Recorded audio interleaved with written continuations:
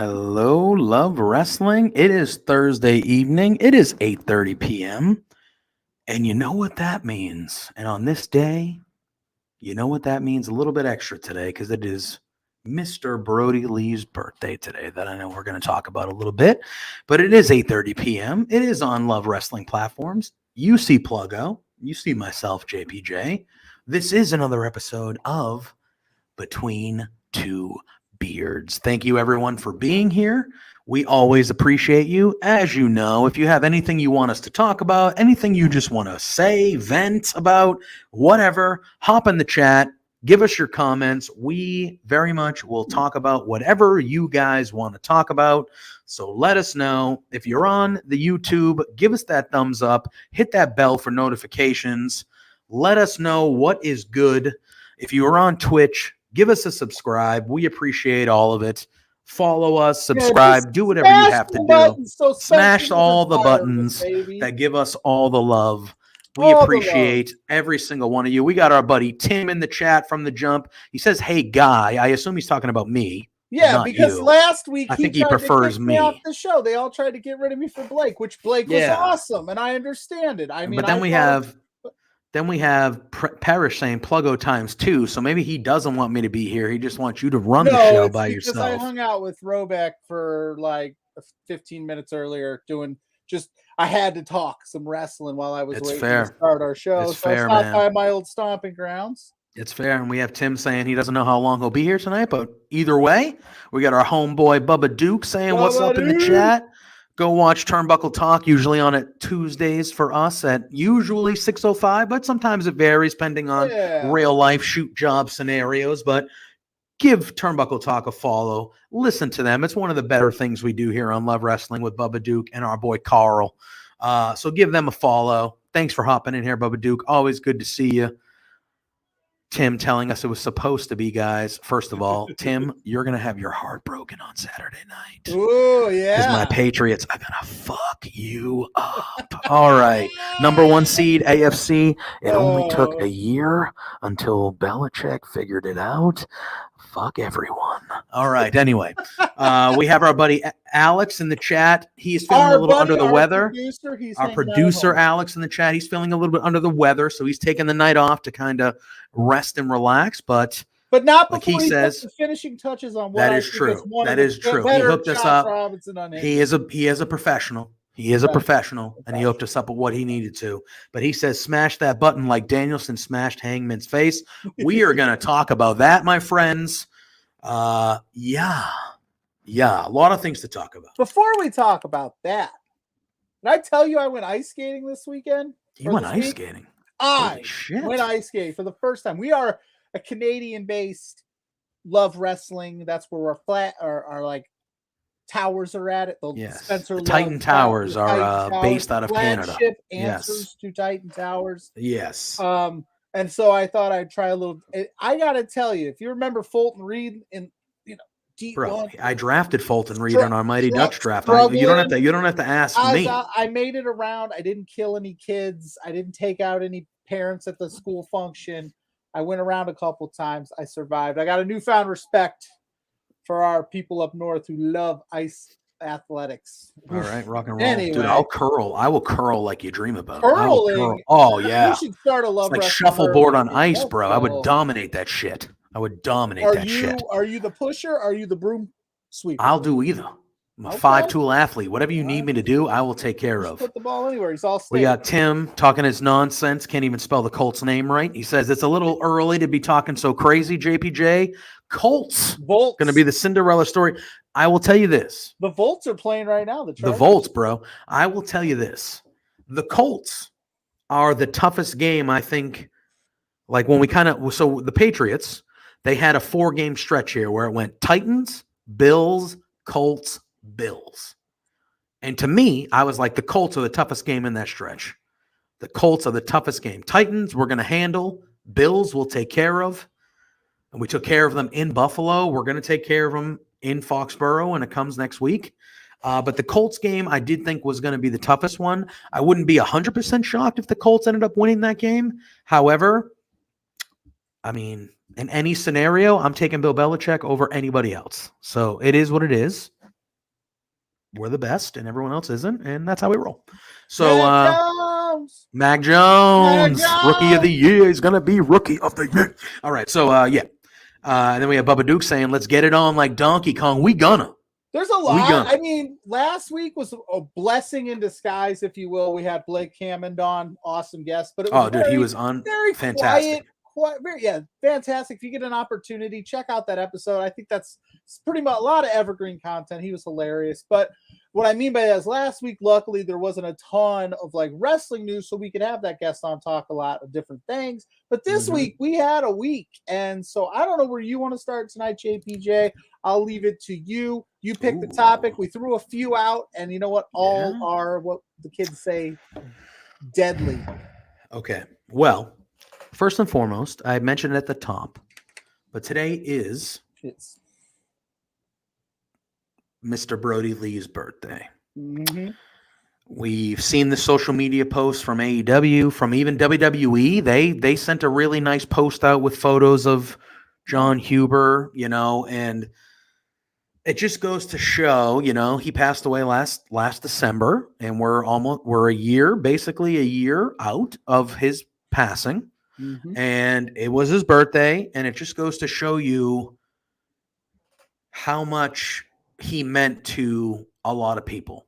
And the fact that WWE, a whole year later, like obviously when everything went down, WWE, sent out the messages, and they had there's a playlist on the Cock or on the network, depending on where you are.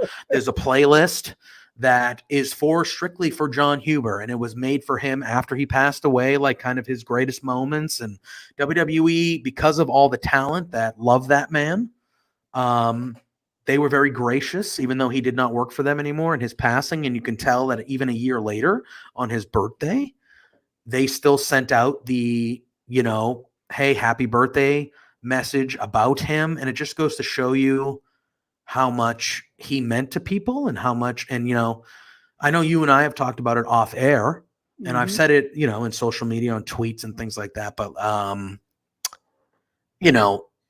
in my wrestling life, there's been loss. I was very much a teenager when Owen Hart passed away.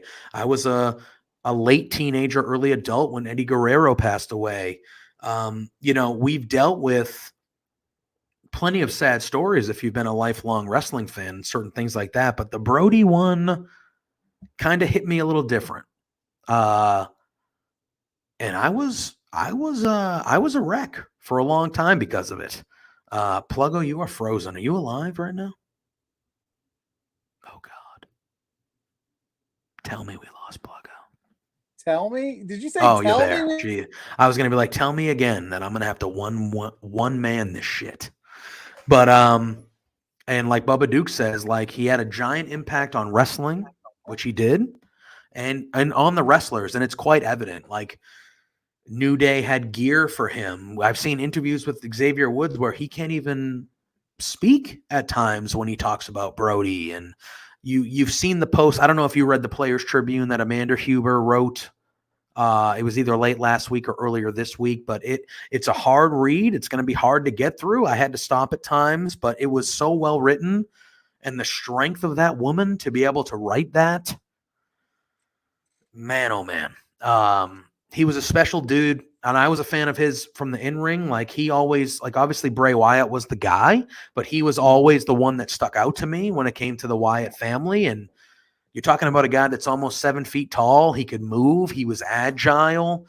He had everything that you would ever want in a big man. He had the look. He had the face. Yeah, he had the look, whether it was the beard or not. Like, he had that look that was like, this guy is a factor in things. And it felt like once he got to AEW, like, and he had a great run in WWE. The Wyatt family was excellent. He was a multi-time Intercontinental Champion, multi-time Tag Team Champion. Like, he by no means was treated improperly by WWE, but there were a certain segment of people, including myself, who thought, like, this guy should be a main eventer. Like, this guy should be at the top of the card. Well, the problem was, and we see this all the time in the WWE, and I don't want this to go off on a bash WWE tangent. I think it was just they saw him as one thing and then didn't know what to do with him once that one thing was over. They tried a couple things that just didn't work.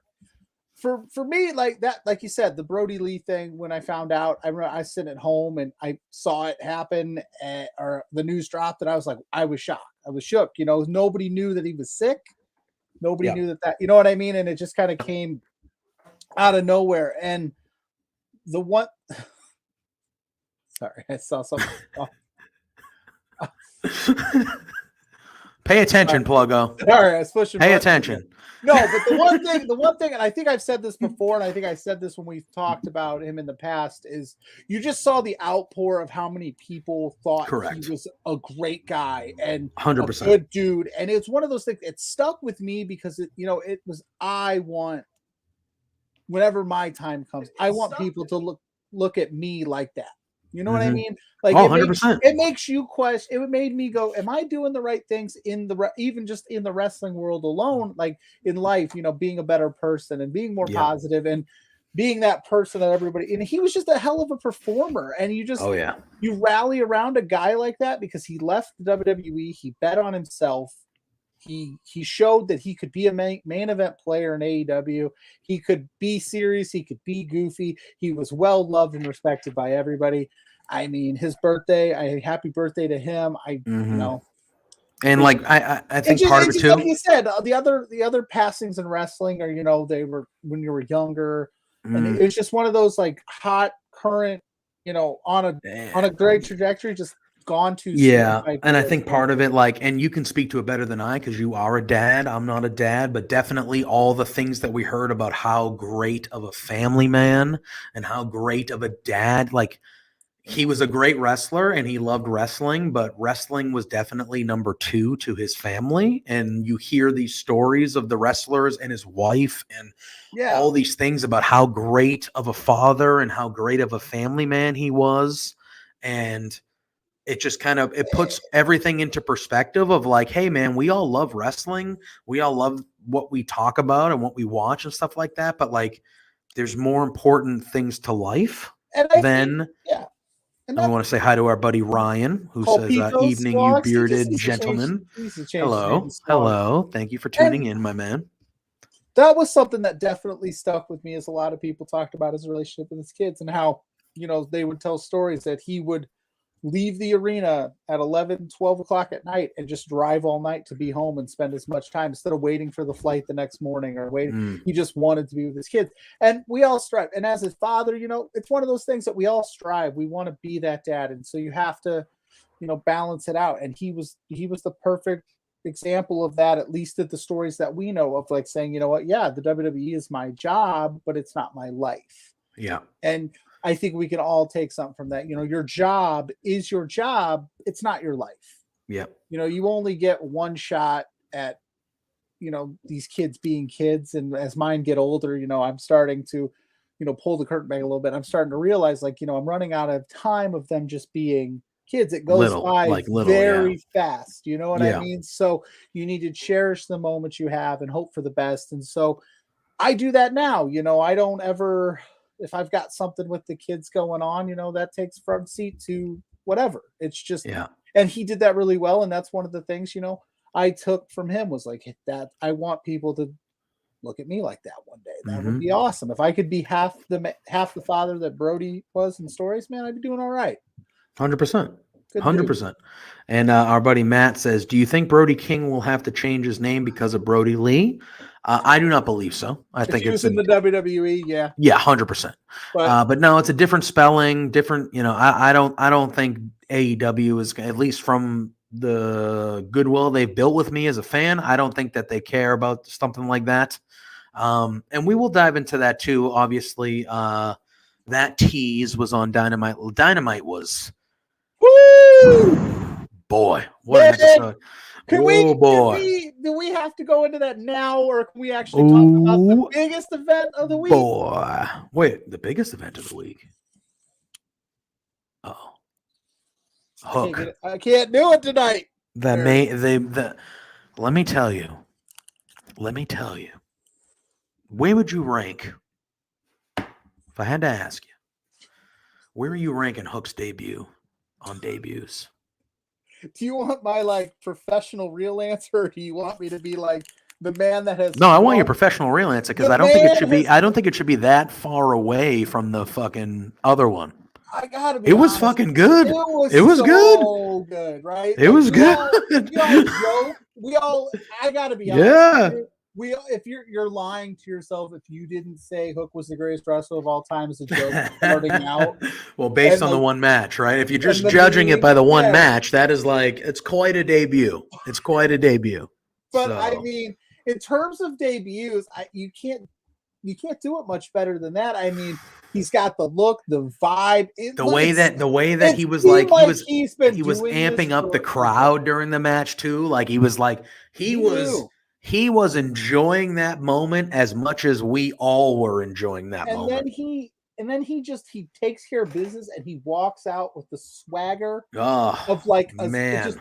Like I don't know what his ceiling is if I'm talking like realistically. Like obviously I want him to win every belt because like I said, I don't think, and you should clip this, Alex, if you're sitting at home. I don't think you could be a professional wrestling fan and tell me you don't have a crush on Hook. Like the man just has it all. He's a dream boat. He's a dream boat. I ain't gonna lie. He is a dream boat, as they call it. I wish I looked like half as good as him, but no. Don't we all? Fuego did his part, made the man look like $1 million. I'm interested to see what he does against maybe a bigger opponent, how he plays that off, because they have a tendency with guys of his size, like Darby Allin's of the world, to just let him get beat to shit and come back. But I don't think I want to see Hook playing a ton of defense. Like I want to, you know what I mean? Like I want to see Hook just mauling dudes. Like that's what I want. So if you put him in the ring against like a, you know, his Wardlow, first hit, a Wardlow of the world. Oh well, I don't want him getting beaten for Wardlow is on right. You know what I'm saying? Dude, Wardlow again, like murder. Wardlow is just. Could you imagine Wardlow with so good right now? So good right now. Wardlow killing people with powerbomb, like Wardlow power. I said this on Twitter last night. Wardlow powerbombing people until they're dead is becoming one of my favorite things in wrestling. It's awesome. I love it. And the crowd is like, let's go, one more, and he's like, okay. And last night I did like how Spears interrupted that, and he was like, no, we're not catering to them. Like you're with us, you're a bad guy. Cut the shit. Like stop doing what they're telling you to do. And I love that because eventually, before he turns on MJF, Wardlow's going to powerbomb Spears through everything. Yeah. And it's going to be like, oh my God, this is so good. Shawn Spears is the guy that you love to see get his ass kicked. Like he's a good wrestler, don't get me wrong. Yeah. But like when he takes a beating, he sells it so well, and you're like, yeah, this is awesome. Yeah, so, 100%. Oh. We got our buddy Matt. So he has two comments, basically similar. He says, I see we see both KO, Kyle O'Reilly, and Brody King debut next week. And then he also says, I think we see he adds the Briscoes in there. As the Briscoes, Kyle O'Reilly, and Brody King next week. Do you agree? Well, that's a lot. That's a lot. But it is, I think in the next 2 Dynamites. So I think next week and then the New Year's Bash, we probably see all 3 of those. Maybe not all in the same episode. I think that's a lot. However, I thought so. They were last night during Dynamite. They were saying, "Oh, Tony Khan's going to make a big match announcement all night and blah blah blah." I thought before we found out what it was, I thought the match announcement was going to be FTR versus the Briscoes. That's what I thought it was going to be because they had the stare down at the Ring of Honor Final Battle show. Briscoes have been behind, like showing up, like they've been at AEW a couple times recently, just kind of in the back saying hi to people and things of that nature. We're clearly getting the Briscoes versus FTR. So I would really like them to show up here or there. I thought last night was a chance, but obviously we're leaning towards the 6-man with MJF and FTR versus Punk, Darby, and Sting next week, which should be great. It should be fine. Malachi Black had a vignette during Dynamite last night, which was a really good vignette. And at the end, you saw him spit the mist in a hooded gentleman's, or at least I think it was a gentleman, it was a rather large person. He spit the mist in their face, and then he put the necklace on him, and he said, "Now you will be something great, much more greater than a king."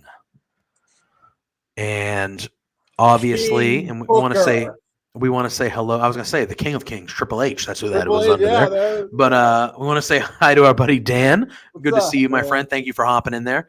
Again, hopping in there, drop your comments. We're just kind of tonight's going to be an episode of just riffing about everything that happened this week. So, that like button, throw your questions, your comments. Yeah, you know what, Brody King, that'd be great. Kyle O'Reilly, like. Well, and again, here's the thing with Kyle, right? I don't know. I would, the way that they have positioned the Bucks and Adam Cole right now, I think you give them some weird swerve, like the gift is some shoes, right? Oh, are you really going to take a box, put it in the ring, and have Kyle O'Reilly pop out of a box? Like, yeah. Well, maybe not that, but I do think you are like our buddy Joel Pearl says. Joel Pearl, how are you? The Bay-Bay's present is clearly the super, like I think that's what's going to happen. I think they do something cheeky and fun first. Yeah. And it's like some sneakers, and then they're like, "Oh, you pieces of crap! You didn't quite give us Kyle O'Reilly," and then Kyle shows up in some way. I don't. Buddy Dan says Kyle O'Reilly would definitely be down to be the guy in the box. So Kyle O'Reilly, after everything happened last night, he sent out a tweet and it had the gift from Seven where he's like, "What's in the box?" And he had the eye emoji. So like, yeah, man, like they're leaning into it. They're leaning into it, and I think my question is, and I heard some of the Fightful guys talking about it. And our buddy Matt says Kyle O'Reilly would totally pop out of a box. Yeah, I think so. I think it would be fun. My thing is, so all right, let's just say that it's Kyle O'Reilly, and that's the present next week. Okay. So we clearly have seen Adam Cole with the Young Bucks, and Bobby Fish has been there, but Bobby Fish, the Young Bucks themselves, and Bobby Fish have made it completely clear that Bobby Fish is not a member of the Elite. He's not a member of what they're doing.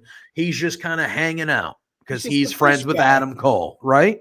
Yeah. So let's say Kyle O'Reilly shows up next week. Let's say he's the president, which we all kind of think he's going to be.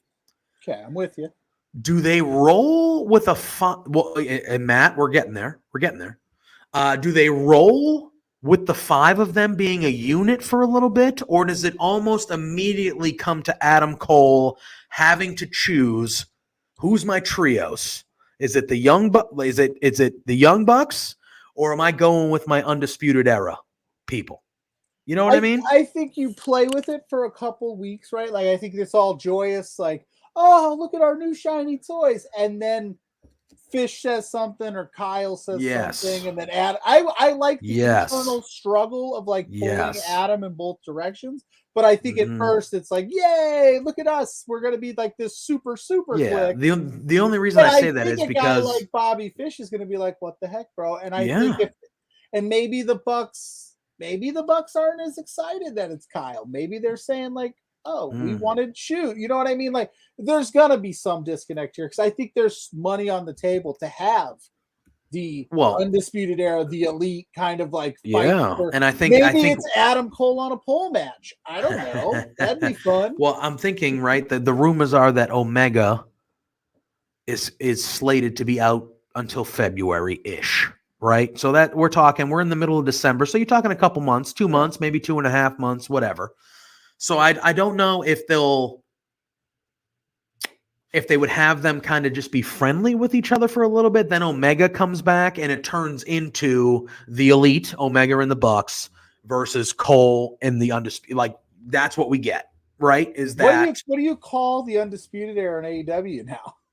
I don't know. Ooh, what right? can you? Can't say our buddy Matt says the Undisputed Era. So that would be, you know, but I also would like to just see Red Dragon be a part of the tag team division in general. But, you know, and the Fightful guys on their Dynamite post show, they were talking about it. And I think it was Robert DeFelice. He said something along the lines of like, hey, you know, there's been long time rumors that AEW is going to come out with trios titles. Mm-hmm. So maybe they come up with the trios titles or a trios tournament of sorts, and Adam Cole needs to choose like shit. Who am I going to be in this tournament with? Like, am I picking the Bucks or am I picking my boys, my Undisputed, the guys who I've been with for the last handful of years? And that could create the dissension. I thought that was pretty clever on DeFelice's part. If he ever sees this, I don't know if he will, but the dude Felice has got some. He's got some good. He's a smart. He's a smart dude. I'm a big fan of. I'm a big fan of all really the Fightful people. But I'm a big fan of him. He's got some good stuff. He's got some good stuff. He's a good man. If you're listening, you're welcome on the show, dude Felice. And we got our buddy Dan. He says, I think if they can get a good enough program, TK can convince Omega to take more time off and heal from all the injuries. I agree. That's the beautiful I know we talk about a bloated roster and they are getting to that, but it's also a blessing, right? We're not leaning on Omega to carry this show. We've got CM Punks, we've got MJF, we've got Wardlow, we've got Hangman, we got Daniel Bryan, DB Brian Danielson, Hangman Page. Let's just talk about it now. No. Hold on. Let's get to it. Let's go. Yeah, we're going. Yeah. We need to reset. Let's get to it. Let's get there. Let's get there. Let's temper. I'm excited. That was nuts. That was you and I were messaging the whole time, and we were like, "Holy shit, what is going on here?" He says, "I don't agree with Robert beating Bryan, beating Page in a rematch. Bryan don't need it." Listen. He said, "Listen, watch out." That match last night. And we're going to talk about it at length. So I want to wait because I do want to finish our conversation about Adam Cole and the Elite and the Undisputed Era. I do want to talk about Kevin Owens. Oh, yeah. Re-signing with WWE. I want to talk about that and how that makes us feel. And then I want to talk about this main event. And then I want to do a draft. And then we're going to get out of here. Like, that's kind of how I envision this going tonight. We got a couple other things. We got a lot of things. We got Josh Unhinged. Oh, look at that. Don't we have something else to bring up? Oh, yeah, that's part of the show. I get it. I'm just telling you what's running through my brain. Fire. Yeah, we got a jam-packed show tonight. But before we move on, do we think, if you had to pick, is Adam Cole going to go? Are they going to reform the Undisputed Era? And Cole's going that route, or is he sticking with the Elite?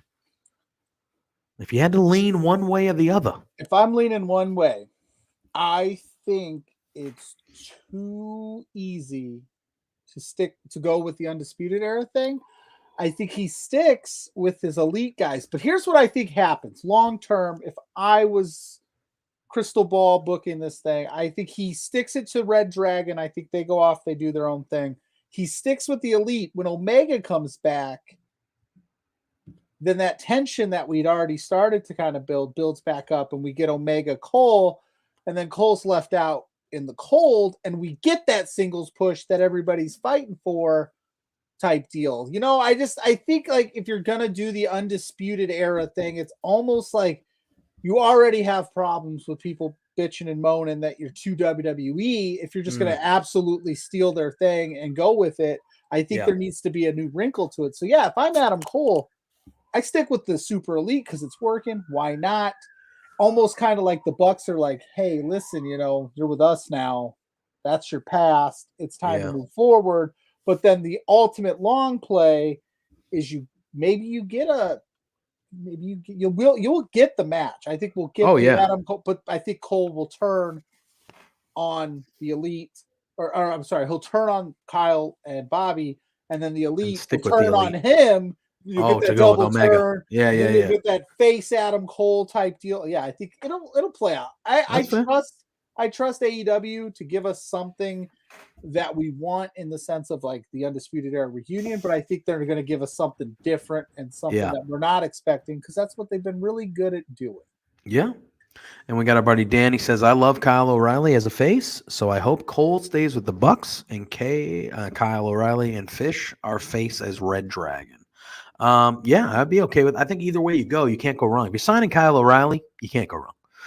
So it is what it is. We have our buddy Matt. He says, shame on AEW for putting out a match of the year candidate after I finish putting out my polls for my podcast for the best of 2021. Yes. Speaking of that, which send those to us at Between Two Beers. He sent them to me. I will share them with you. He did send them to me on the side. Speaking of that, we might as well make a mini announcement now. Not next week, but in a couple weeks, the New Year's. What? I should have put the graphic in. You should have, but it's fine. We'll just talk about it. In a couple weeks, now that Matt said he put out his, he's got his polls out for the best of 2021 for his podcast. In a couple weeks, so not next Thursday, but the following Thursday, I think it will be the 30th, the day before New Year's Eve. Yes, we are going to have our year-end Beardy Awards. Yeah. So we are going to have our beards. Pluggo and I have been working hard, slaving over the categories, what the nominees are going to be. Lie to the fans. We ain't slaving. I'm not lying to anybody. They will be out on the social media and the interwebs on Monday, and we'll give you guys about a week or so to vote for them. And then coming up on Thursday, December 30th, we will have a special 2-hour presentation. We're going to start at 8 p.m. that night, not 8:30. And we will have a special long-form version of Between Two Beards where we will go over the Beardy Awards and what you guys voted as the winners of the Beardies. And who knows, tune in. You might see some special surprises. We might have people on here. You never know. You never know with us. We got people popping in all the time. We got guests all the time. Tonight, you're just stuck with the two of us. But most of the time, we usually have a friend or two popping in here. And that night for the Beardies, that last night, we might have more than a couple. So just stay tuned. Be champagne popping. Oh, yeah. Oh, yeah. It's we're going to be celebrating the new year. We're going to be celebrating the new year the only way we would do it. It's the end of the year. It's the end of the fiscal year for Love Wrestling. So why not blow the budget out of the water on the last Thursday of the year. All the books reset January 1, so we might as well make it work. Baby. Yeah. Go down. And Matt says, if you told me 10 years ago that CM Punk and Sting would be tag partners in a tag match in 2021, I would have called you a liar. I believe we all would have, my friend. I think we all would have. How you feel about that? How you feel about CM Punk and Sting and Darby in a 6-man against MJF and FTR? I mean, like Matt says, CM Punk and Sting tag teaming in 2021. Who would have thought? I love all the components. The only thing is I would have liked like the MJF CM Punk thing to just come to a head and then both just the first time they brawl, do you think is one-on-one? But hey, do you think there's a way that they can play it off next week that they don't get physical or they don't get that physical with each other? Outside of maybe MJF turning, but I don't know why he would turn on his people because that's his people. Or maybe like every time CM Punk gets tagged in, MJF tags himself out type of shit. You know what I mean? Definitely a way to do it. And I'm not, trust me, I'm excited with all the components in that are money. I don't think they needed the lights out for that, but hey, whatever. No, it's going to be a great match. And like you said, if you put that on my bingo card, I don't think we would have ever thought that would ever happen in the history of wrestling until AEW. Tony Khan is a madman, and I love it. Dude, he's unbelievable. He's he should run the Jacksonville Jaguars because his dad ain't doing great job. Yeah, speaking of that, Urban Meyer, that didn't last too long, huh? No. Whoops. Oh, boy. All right. That's one you just kind of you gloss over it in the history of the Jaguars. You go, not a great call. We took a gamble. Did not work. All right, let's move on. But yeah, well, yikes. But Matt says, I do love it's a callback. What I did like was after they made the match, right before they went off air, CM Punk is like in the corner, like trying to get Darby to give him like daps. He's like, come on. And Darby's looking at him like, He's like, I don't know, man. Punk's like, come on. He's got a look on his face. He's like, come on, we're good. We got Matt Dan that says, everyone on my timeline thought that when the lights went out, it was that again. I said it a little earlier. Like I thought when they were announcing all night and leading up to Tony Khan has this big match. I thought it was going to be FTR versus the Briscoes. That's the match I thought they were going to book. It turned out to be a you can argue a bigger match somewhat. But I thought that's where they were going. I do expect the Briscoes potentially to show up at the end of that match next week or in New Year. We're getting the Briscoes and FTR, and we're getting it on AEW television. It's happening. I would be shocked if it didn't. I just don't know when the Briscoes properly show up, but it's happening. Yeah. That's, it should. I don't know what the Briscoes' place long term would be in AEW, but kind of like the Cardona deal where he comes in and does, a stretch where that's fine. You've got a lot of talent. Yeah. So I would be cool with that. Get some, Briscoes FTR, Briscoes Bucks again. Why not? Just some big matches and get it out of the way. I'm down with that for sure. Yeah. All right. Uh-oh. He said, all right. No, I'm just. So before I let's talk about it. Are we going to talk about it? Oh, and 100%, Matt. I think Jonathan Gresham would be an asset to anywhere he goes. I thought he was going to show up. I had this weird feeling he was going to show up last night at the end of however Hangman Daniel Bryan went. And then he says Gresham versus Danielson, please. Yeah. But the way that went, it wouldn't have made sense. Let's dive into it now. I did want to talk some Kevin Owens. Maybe we can talk about it after. But let's talk about this world title match that we got last night on Dynamite. Make sure you smash that like button. Oh yeah, like, subscribe, do all that shit. Let's not. I'm not kidding about doing that, but let's get to it. I was just trying to delay it a little bit. Let's go. Okay. So Dynamite starts, and I'm like, all right, I'm jacked up. Winter is coming. Like, it's going to be good. It's going to be good no matter what. Like, let's go. Danielson and Hangman. And then they announce that Danielson and Hangman are opening the show. And I go, okay. And our buddy Matt says, winter is coming. And last night, so did I from that match. Very good. Very good, my friend. You probably were not alone. But so they announced right at the front, oh, we're opening with this title match. And I messaged you and I was like, if they're opening with this, what the hell's closing? Like, what is going on here? Yeah. So they open with it and you're thinking, oh, this night's going to get nuts. No, the nuts was the match. The match. Yeah. The match was the nuts. Which I was just on Throwback Show and they asked the question. The rest of the show fell flat, and I said, I disagree. I disagree. Fine. Yeah, I disagree. But you can't do an hour-long match. You couldn't have started this at 9 because then you just know it's going 60. Yes. You started at 8. It leaves you that like, all right, how long is this going to go? Because as it built, you're going, are they really going to do this? Are they really going to go 60? Because I even tweeted, I was like, Daniel Bryan has this look in his eye like this thing's about to go 60 because he was messing around early. And lo and behold, it went 60. Man. And it was one of those things where the match started off really slow, but not in a bad way. But it started off really slow. Like Daniel Bryan was putting his head through the ropes and kind of being like, "No, you're not going to touch me." Feeling And them out. yeah, he was healing out. The crowd was on his ass as it should be. Hangman was getting frustrated. Like all these things were happening. And it was like, okay, cool, cool, cool. Then it just kind of kept building and building, and it was them trying to figure each other out, and they would get flurries of offense, like kind of breaking through, and then Danielson would kill it, or Hangman would kill it, and it was just figuring each other out for a long time, and then it just kept building and building and building and building, and it got to this point where you're 35, 40 minutes in, and it's like, holy shit. Like you and I message each other and we're like, they're going the hour. Yeah. They're going 100%. Well, they're going the hour. And it was like, my God, what is happening? We saw Hangman and Omega go 30.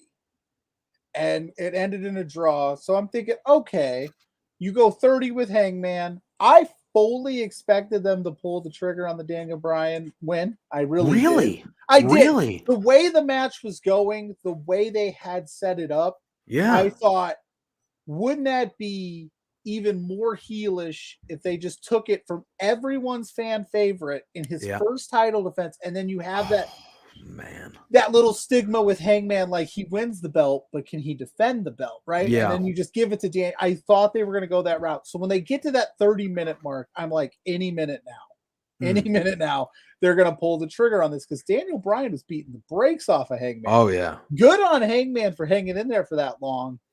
And then it ends in a 60-minute time limit draw, which I jokingly thought it was going 60. It went 60, and they drew, which it leaves a weird taste. But how do you top that? I do want to talk about that. And Dan says Page's being cut open definitely added to the match. 100% added to everything that was happening. When he's like pulling his hair back. Yeah, he's like, he's handsome bastard. He's like, I'm bleeding everywhere. It's like, still look better than I do. Yeah, really. God. We want to say hello to our buddy Bobby, who just popped into the chat. And Matt Bobby? Telling you to relax with that hot take you just had there, bud. What hot take? I don't know, maybe about Bryan winning the title. I don't think it was that. I mean, other people thought it was possible. I was getting that vibe. That's all I was saying. Like, I was like, this would be the moment to do it, and it would be like, because they love that big spot. Winter is coming. Last year, you had Sting debut. Yep. You needed something huge, and what they did worked. It was awesome.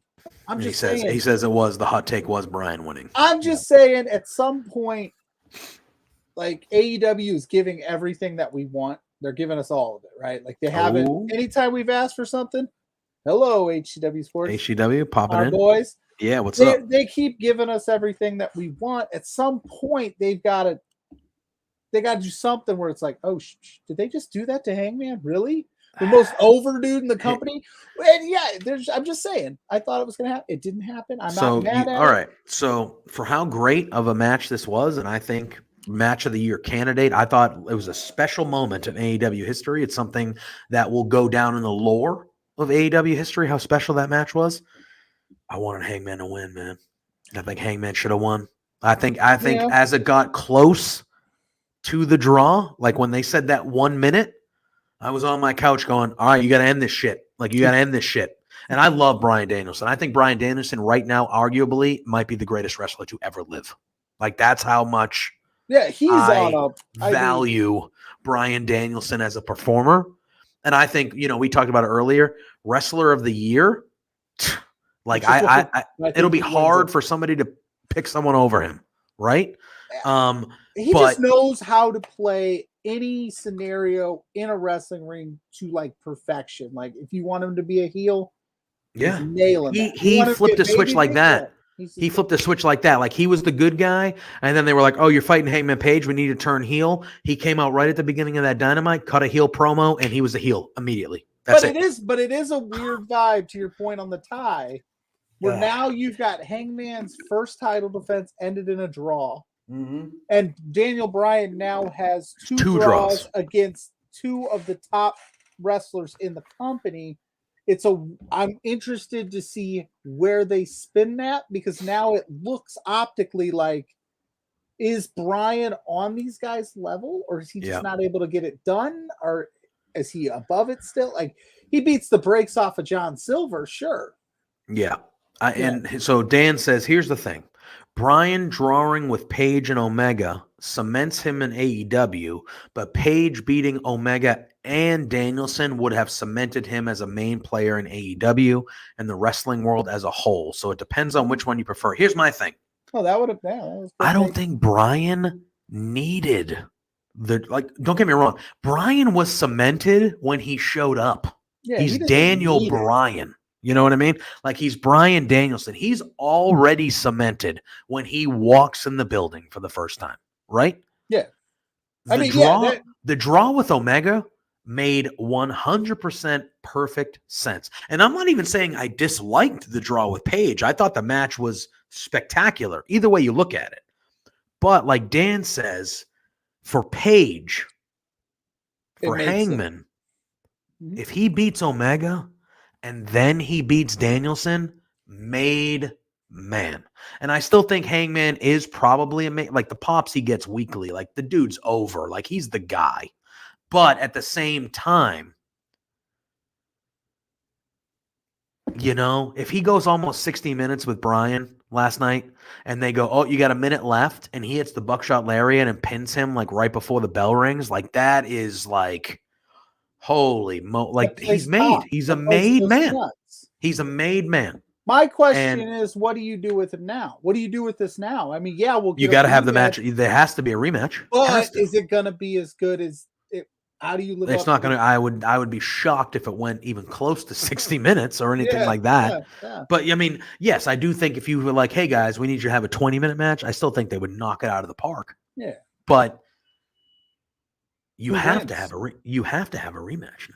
You have Page wins and gets it done. Yeah, you have to. If that guy's the guy, like he, you know, I just think the draw does great work for both of them. I just think a Page win would have, like, 100%. Like, oh, you know, I agree in a lot of aspects. Like, I'm very big on staple wins for people, and I'm very big on people just being able to, certain wrestlers not being able to get the job done against certain wrestlers type deal. Like, it would have made Page, it would have made headlines that he beaten Daniel Bryan.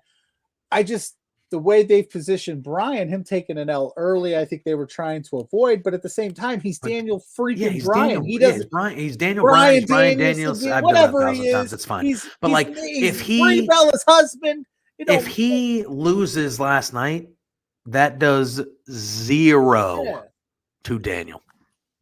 0 Danielson. Sorry, like that does nothing to him. Wrestlers losing to other good wrestlers, as correct. The friend of our show has said, is okay. That's fine. Yeah, so I agree. I think you give him the win, puts him on the map, but you do it in that last minute. If he wins in the last second, dude, if he wins, still gives Daniel Bryan a reason to keep chasing. If he would have won to like right before the bell or something like that, is just that would have been, you know.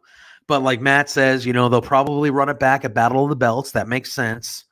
And Page wins and Moxley returns. You know, Tony Khan has come out publicly and said that Moxley's doing well.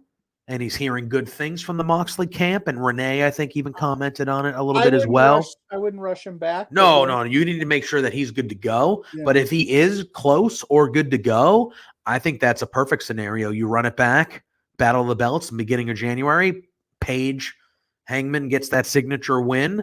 And then Moxley returns, who a lot of people thought was going to originally win the tournament before, obviously, real life he needed to figure some stuff out and help himself. You have him walk right back into the doors and go, all right, yeah, I'm here. It's you and me now, bud. And then that's kind of where you go from there. Like Dan says, he says, I thought Page was going to pull it out in the last minute. Oh, my God, it would have been amazing. It would have been amazing. Still wasn't better than Hook, but hey. No, I'm just kidding. I don't know, man. I was losing my mind that whole match last night. I was like, this is incredible. And like I said, I think everybody, you know, that was saying that the show fell off after that. Well, yeah. It was like one of the greatest television matches of all time. It's literally like in the Mount Rushmore of greatest TV matches of all time, probably. Yeah. Like, and again, the rest of the show, I thought, was pretty fucking good. Deeb and Sheeta killed it again. Loved it. Loved it. Like, the main event was solid. They set up another 6-man big match with Sting wrestling for next week. Like, the rest of the show was good. Dante Martin, MJF. Dante Martin, I wanted him to win that ring too. I was like, win it. I thought Punk was going to get involved and cost MJF the ring. And then I thought Martin would get the rub of beating MJF. Dante Martin always makes me feel like I'm not doing enough with my life. Oh my God. The dude's 20 years old. 20, and the stuff he does, I'm just like, I can't even get out of bed without crying. This dude's just defying gravity. At 20 years old, Pluggo could barely even, I don't even know. You tell me I couldn't do it. Yeah. Dude. Yeah, that dude's nasty. But I love it. I thought, man, and I have the Weekend Elite report this week. I'll dive more in. I'll dive more in depth about certain things of Dynamite and Rampage. But like, man, oh man, that main event was. I'm calling it the main event because it was the main event because it lasted the first segment. So the time that it was on the clock.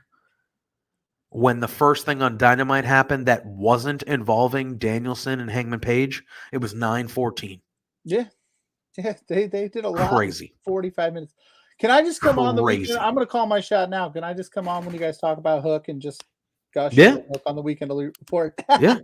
I just talk about Hook. No, that's awesome. That works. Good Hook, baby. I'm good with it. I have to run it by Matt, but I'm good.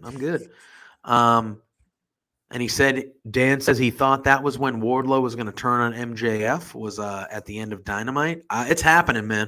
It's happening soon.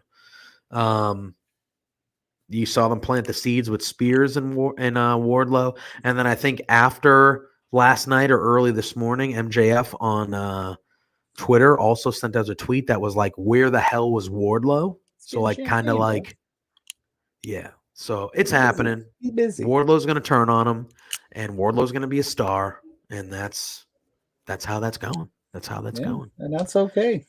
That man is money, bro. Look at AEW hits me in all the feels.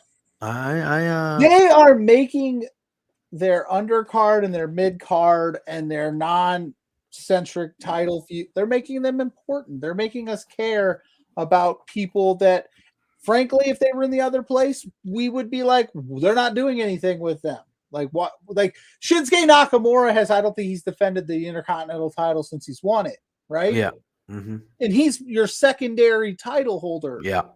But here we've got like Dante Martin is over right now. You've got Wardlow who's coming up. Leo Rush is killing it. Like there's so many people on the undercard that are killing it. Like AEW is just doing really well of making us care. Hook is the most. I'm not even trying to be like funny. Like it was like Hook is over, dude. Hook is over. Was like a big deal. Oh, it was 100%. He's the 100%. Reason that Kevin Owens is staying in the WWE because Kevin Owens fears Hook, obviously. And I do want to talk about that for a little bit. I know I do want to talk about it a little bit before we get out of here. And I agree with Matt. The only issue is that they did a time limit draw so soon after the Bryan. I didn't really care about the so soon. I just think like now Bryan already has 2 draw. Like I just feel like I don't want it to be something that they rely on a ton. Like yes, it's cool to have draws. It's cool to have time limits, but like it's also okay for people to lose. So I don't want. Daniel Bryan could have lost that match last night, whether it was 40 minutes, the last minute, whatever, and he would have been perfectly fine. And I think a win would have done so much more for Hangman than lasting an hour with Daniel. You know what I mean? So, again, doesn't take away from the match.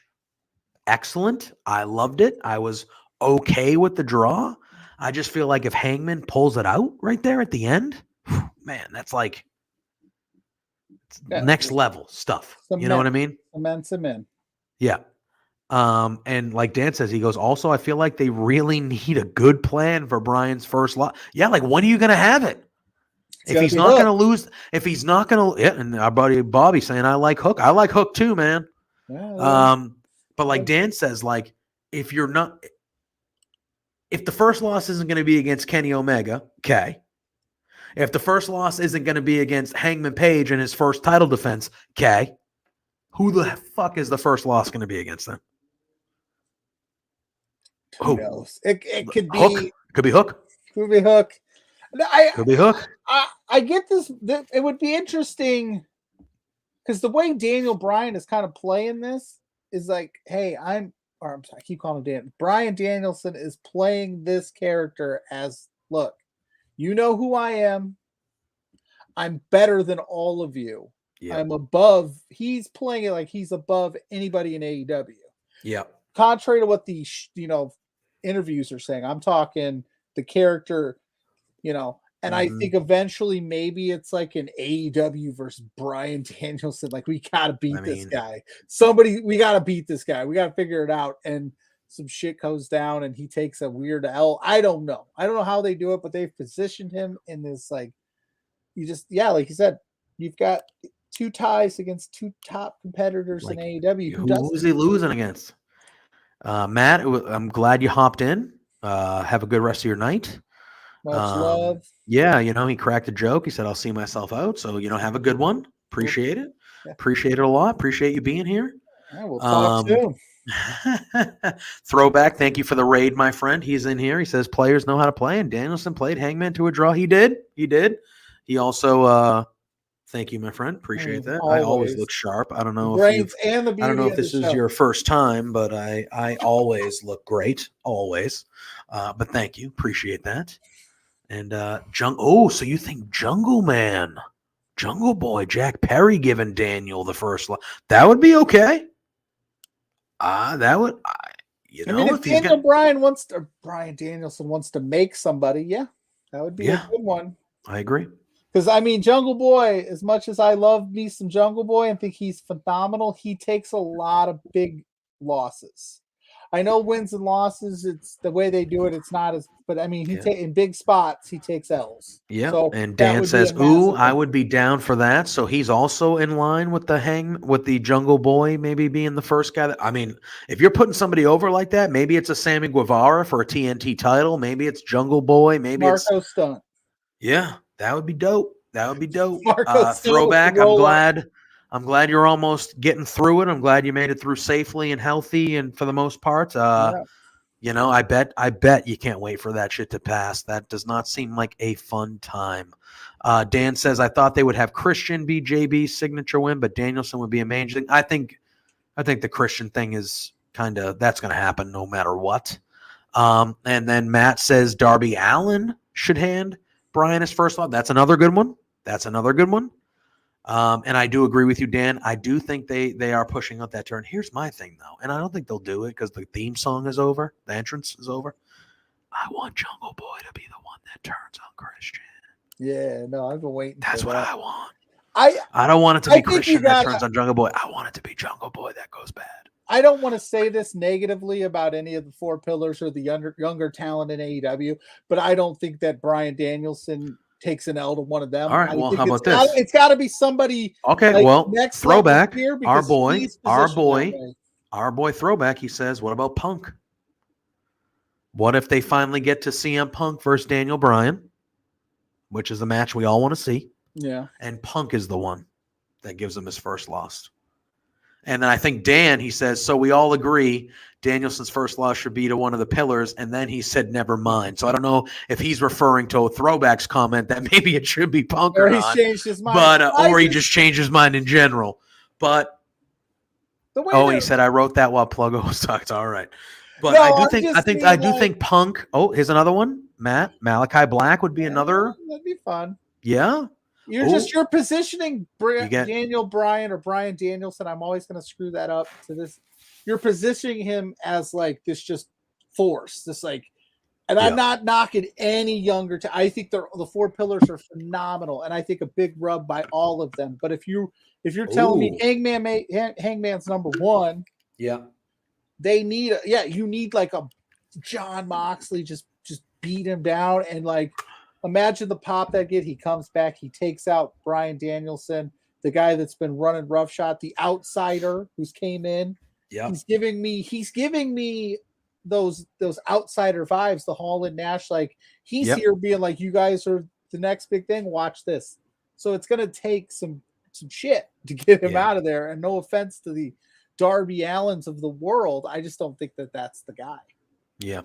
And as Dan says, well, CM Punk's first loss is going to be to MJF. That is 100%, in my It opinion. should be. MJF has beaten CM Punk for the first. I think he's going to lose the 6-man next week. FTR, one of those guys will take the pin. But that one-on-one match between For MJF and cash. Punk, MJF's beating CM Punk, 100%. Matt says, well, Mox was originally going to beat Bryan. Like everyone thinks that Mox was winning the tournament. That's a good one. Yeah. That's a good one. Mhm. Yeah, man, there's a lot of ways you can go. MJF works for Punk's first loss because in my mind that propels easily. Yeah. And that with MJF's character, that is something we will hear about for the rest of time. Is that he was CM Punk's first AEW, like for the rest of time, we will hear about that. But that fits MJF's character. And MJF should be the dude that eventually beats Hangman for that title. He's the next champion. That's what it should be. And the way that he gets there is by beating CM Punk. And he beats CM Punk and he goes, what else do I have to do? I'm better than everyone. I know it. You know it. I've beaten everybody. I've beaten the other 3 pillars. I've beaten CM Punk. Yeah. What else do I have to do? And that's how MJF gets to that title match. And unfortunately for Hangman, as much as I love him, because he is my current favorite professional wrestler, MJF should be that champion, man. MJF needs to be that champion. Yeah. It's crazy. He hasn't held a title. No, not one of them. Not a thing. He's had the ring 3 years in a row. He's won the ring. That's it. But he's never been TNT, never been tag, nothing. Has never held a belt. But the only belt he should ever hold is the AEW World Championship. He's again, the TNT title is a great title. And this is no disrespect on the man's birthday, obviously. MJF's above that shit. Yeah. MJF's above it. I'm with you. HCW agreeing with me. I appreciate that. Thank you. They always I will send my check in the mail. Thank you. I appreciate that. Yes, but that's what I feel. That's what I feel. I'm with you. All right, but we got a couple things to show. So I think I do want to talk about Kevin Owens before we go. I do want to talk about Kevin Owens. Yeah. But we have our buddy Josh who popped in the comments. And he has another Unhinged with us that I'm going to play right now. So as always, here is another wonderful segment from our friend, and Josh Robinson, getting a little bit unhinged.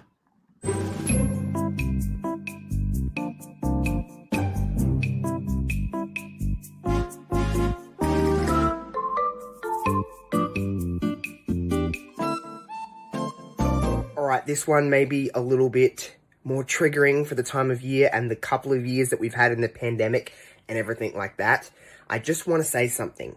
If you're a person that treats retail staff anytime, but especially in this silly season and a festive season and still in a COVID season and everything like that COVID season, COVID era, I don't know what you want to call it. But if you are a trash person and you treat those people less than you, or you treat them people like trash, or just treat them in any negative form, especially in this time when they're under so much pressure, you deserve one giant kick in the fucking teeth. Because what the fuck? Don't treat people just because you think this job is less than, or you think retail work is less than. If it wasn't for retail staff, you wouldn't be able to get any kind of food, any kind of groceries, any essential items during the pandemic when you were stuck at home because you definitely needed to go down for that one item at a supermarket or a grocery store, whatever the fuck you want to call it. But stop treating people like that less than or in a negative light, especially when they're under as much pressure as it is. So if you are watching this and you're one of those people, I'm going to do like an Austin Powers judo chop and an Austin Powers like judo kick and all of the Austin Powers moves, all of them. You deserve to be choked out by Shayna Baszler. Stop it. Stop treating people like trash. Merry Christmas.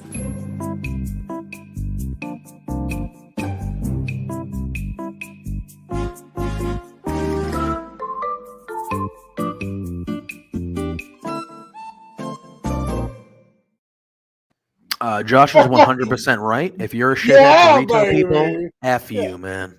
Yeah. F you. Listen. It's hard out there. Right. Retail is what especially during the Christmas time, dude. Like, be nice to people who take care of you. They're serving you. Have some goddamn respect. And a lot of them are out there right now doing 4 jobs of one person because it's just hard out there. I mean, it's tough to trust me. I'm in retail. It's not easy. So it is not. treat people nice this holiday season. As always, Josh, we love you. You can see him weekly here doing his Unhinged segment. Maybe we'll have him do some live Unhinged at some point, but some point, maybe soon. You never know. I do want to talk about Kevin Owens just for a few minutes before we get out of here, and then we have a special another video that we're going to show you on our way out about a new sponsor that we have here at Love Wrestling. Oh, we got a sponsor. Yeah, and as you can see on the bottom of our screen, RK Athletics, who's been a sponsor with us since day one, day one-ish. They've been a sponsor for us, so we want to definitely shout them out. Follow them on RK Athletics 1 on all social medias. If you're looking for personal training virtually or anything of that nature, they are the team to seek out and find all sorts of information on. That is RK Athletics 1 on all social medias. All right, Pluggo, I will let you lead, my friend. How do you feel about... I thought you were going to bring up Spencer Love's new cleaning service. No, I figured we'd save that for a different day. How do you feel about Kevin Owens re-signing with the WWE? Apparently a 3-year deal. So he's there through January of 2024 now. He came out publicly today and said it was a pretty easy decision to re-sign with WWE. What's he going to say? Everyone assumed that once the kind of leak that his contract was coming up in January, that he was AEW bound. I feel like we've had full conversations about him heading to AEW, and it just seemed like obviously that was not the case. I think this is a huge get for WWE. I have always been a proponent of Kevin Owens. I think they need to make him world champion sooner than later. That guy has made success and made chicken salad out of every chicken shit scenario that they have given him since he's been there. It is a crime to me that he has not been a top champion since his initial run as the Universal Champion all those years ago. That guy is a stud. He can cut a promo. He does crazy ass shit in the ring. He can be a good guy. He can be a bad guy. He can be whatever you want him to be. He's one of the best wrestlers in the world. I'm glad that he re-signed with WWE. That is all well and good. I have no problem with that. Now treat him the way that he deserves to be treated. And that is top of the card, top of the show. Okay. That's my piece on Kevin Owens. I'll let you go. Well, you took the words. No, I definitely was one of those. I even joked at our run-in that we were going to do a legacy of Kevin Owens type deal, talk it over. I thought he was going to be gone. But given his stature and everything he's ever said, from the documentaries that he's done for WWE, things like that, he's a family man first. You can't argue, get that bag. He's arguably, this might be his last big contract. He's getting up there. He's been wrestling for a long time. Oh yeah. Why not? He's been doing this for a while. Why not get that financial security? Why not play it out, get the money? If he stays for the full 3 years, fantastic. If they cut him, he's got a job wherever he wants. So, hey, let's get that money. You can't argue. I know people got mad and were like, oh, he should have left for AEW. Now he's going to get buried. The first time he gets rolled up in a loss, people are like, should have went to AEW. But at the same time, we've talked about it earlier, like AEW is getting a little bloated in the terms of like, there's only so much you can do. Yeah. Why not stick it out, get that bag, take care of your family, do something else later? Why not? I'm all for it. I love Kevin Owens. Like you said, I do too. I love Kevin Owens. He's one of those guys that can do it all. Yep. And I also think, and I get it as fans, like if you're an AEW fan and you want to see Kevin Owens, and like Josh and Dan said, dude, the rumor is that he's getting $3 million. Yeah. How the fuck are you going to turn that down? What? And what are they going to do? Give you $3 million, and if they sit him at home, so what? He's at home with his kids. Yeah, he's got $3 million. He's a creative dude, but hey, he's got $3 million that puts his kids through school for life. Yeah, fuck his kids. No, I'm just kidding. I hate kids. You know that. No, I'm just kidding. But right now, it's my thing where it's like, at the end of the day, like as a wrestling fan, whether you want him to go to AEW or you want him to stay in WWE, Josh, correct. And Bobby also correct. I do too. Oh, well, I won't go that far, but Josh, Man, preach, brother, preach. I agree. So it's one of those things. But for me, right, it's one of those things where it's like, you know, people, like you said, some people are coming out going like, why the hell would he stay in WWE? At the end of the day, if the dude's happy staying in WWE, shut the fuck up. Okay, yeah, like why Shut are the we? fuck up. Not Why your are we decision. mad that people Like, are how making a do we decision? get mad to the point where we are mad that people are making decisions that they think is best for them? Oh, well, that's not what I wanted him to do. So F that guy. No, buddy, F you. You don't matter here. All right. You know who matters? Kevin Owens. That's who matters. If he wants to re-sign with WWE, because that's what he wants to do. And look, I'm a pro AEW guy. I love AEW. Yeah, we talk about it all the time. I love the AEW product way more than I love the WWE product currently. That's the truth. I would have loved Kevin Owens to go to AEW. But guess what? If you ask me, I am not upset that he resigned with WWE because it was his decision to do it. Yeah. So if you disagree with it, that are like, fine. WWE should fire him. It's But fine. I don't give a shut the fuck up. It's Yeah. not your decision to make. When you have that, your next contract where you can go where you go, you make that decision. How would you feel if you left McDonald's to go to Wendy's? Somebody was like, "Oh, you piece of shit! You shouldn't have went to Wendy's. Should have went to Piece of Burger shit! King." You were so much better if you went to Chipotle. You loser! Fuck out of here! Well, I don't got time for this shit. I think a lot of fans are in this era of the world, the pandemic that we are in.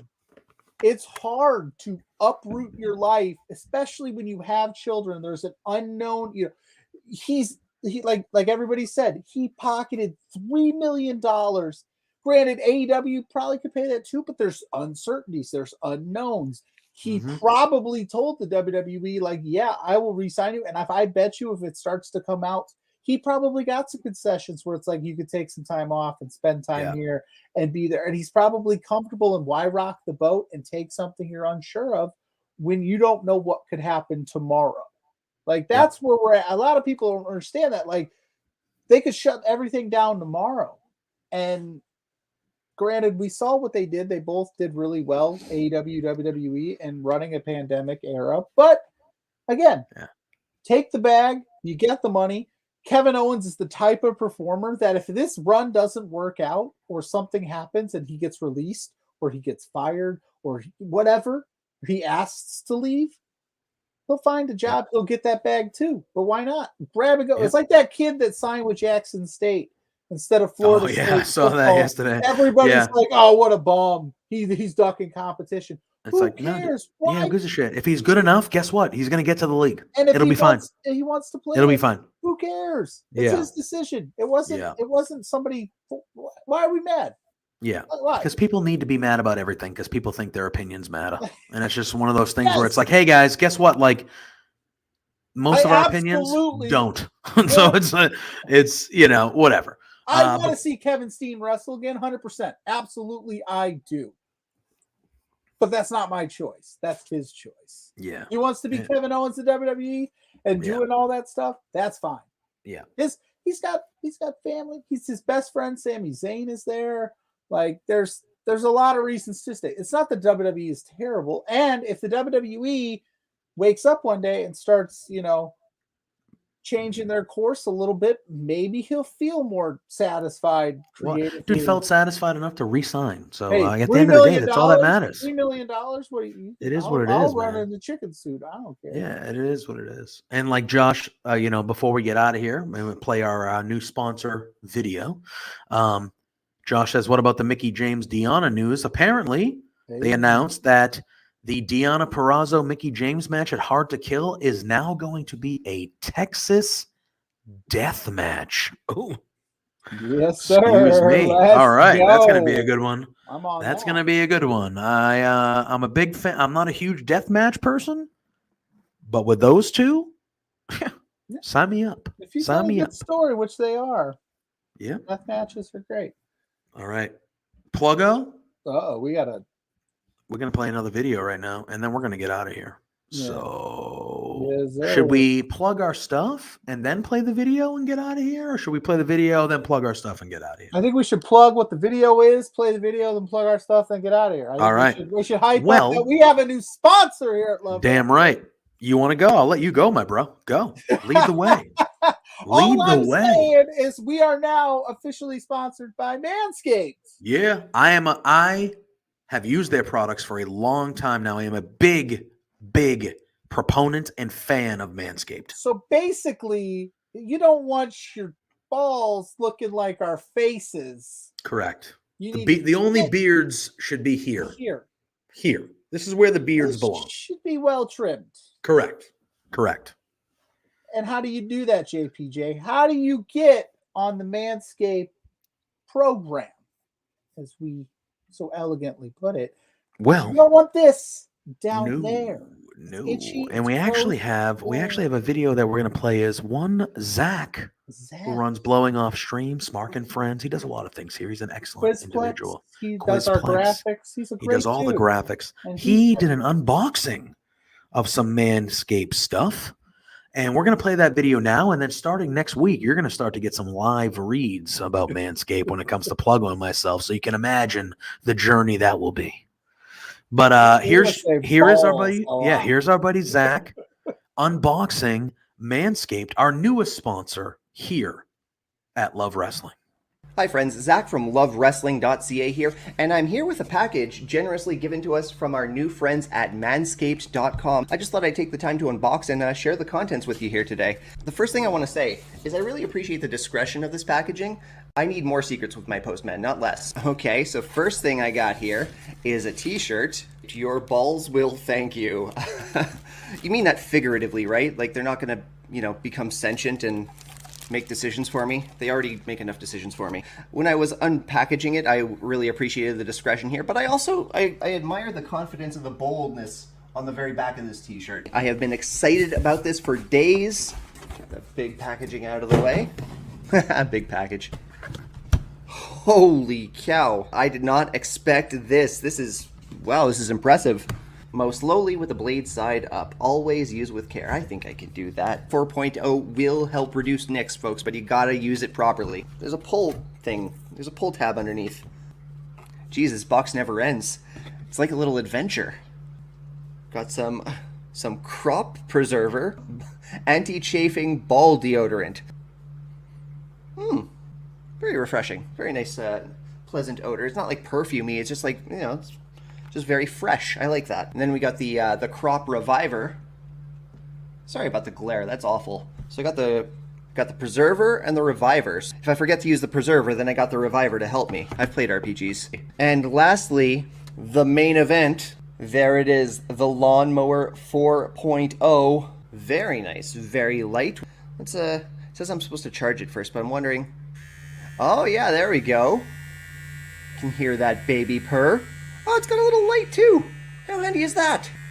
Well, friends, this is a very nice product. If you want to get your hand on the Lawnmower 4.0 from Manscaped, just head over to manscaped.com, and I'm even going to do you one better. Just enter our promo code LOVEWRESTLING. You're going to get 20% off, and you're going to get free shipping. How good is that? And thank you once again to manscaped.com for this very generous Lawnmower 4.0 and accessories and t-shirt. My name is Zach Ralph. Thanks for tuning in. You don't want your balls looking like Hangman's face. Correct. So we got the ticker. That Manscaped Lawnmower 4.0, baby, because you don't want to cut that up. It's not pretty. It's man. And that you see deodorant. Yeah, and you see the ticker below us. Go to manscaped.com. Type in the promo code Love Wrestling, all one word, and you will get 20% off. I have been a customer of these people for years now. That ball deodorant, let me tell you, does some wonders, people. It does some wonders. They got ball wipes. They got crop preservers. They got nose and ear hair trimmers. The Lawnmower 4.0 is excellent. The light guides you along. You won't mess up. It's safe. You're not going to hurt yourself. You need to groom your balls, guys. You need to. Your friends, whether they are of the female or male or non-binary variety, will appreciate you. It's not having that area looking like Pluggo in my face. They're just going to appreciate you. They're just going to appreciate you. Self-care is the most important care. Yeah, down everywhere. there. You know what I'm saying? So again, manscaped.com, type in the promo code Love Wrestling, all one word. You will get 20% off. Great products. I highly recommend them. I have been satisfied for years now using my Manscaped. Go to the website, get the products, get the discount, do the damn thing. Pluggo, plug your shit. We getting out of here. It's hard to follow the Manscaped. I mean, I'm telling you you, know? what, man, got me fired up talking about balls. If you follow me at Pluggo _ on Twitter, Facebook, Instagram, all that fun stuff.